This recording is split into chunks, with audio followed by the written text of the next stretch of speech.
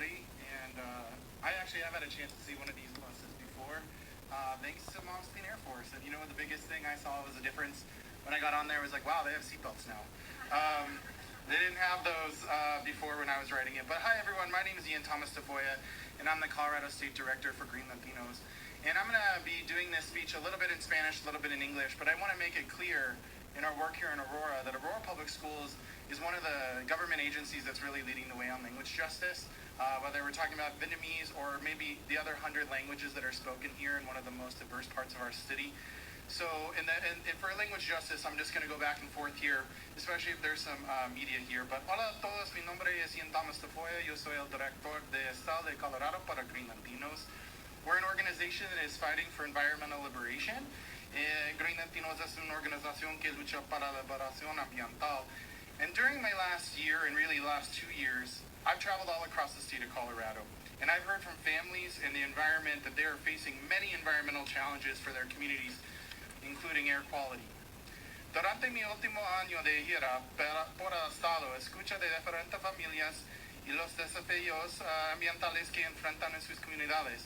Este proyecto de ley es un gran ejemplo de los líderes estatales y federales con la comunidad que juntos hacen que el estado sea más saludable. Excuse me.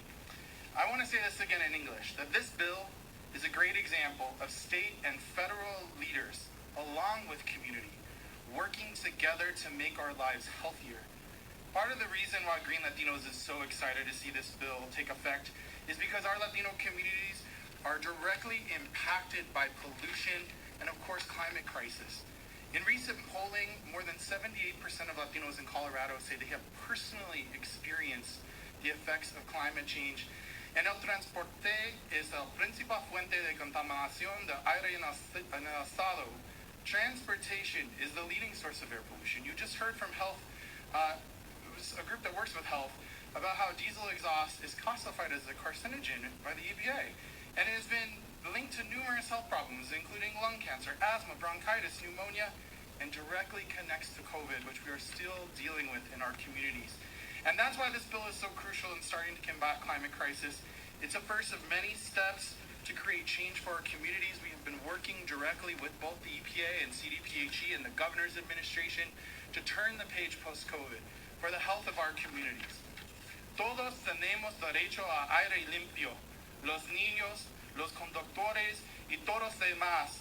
Es importante que luchar para que nuestros distritos escolares implementen esta nueva tecnología y depende de todos nosotros educar a nuestra comunidad sobre este programa. Hagámoslo juntos. We all have the right to clean air. The children, the drivers, and everyone else. And it's important that we advocate with our school districts to implement this new technology, and it is upon all of us to educate our communities about these programs. Let's do it together.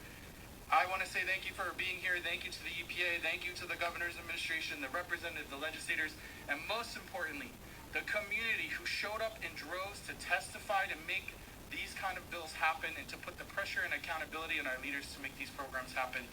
I'm going to pass it back to Administrator Casey Becker. Thank you so much.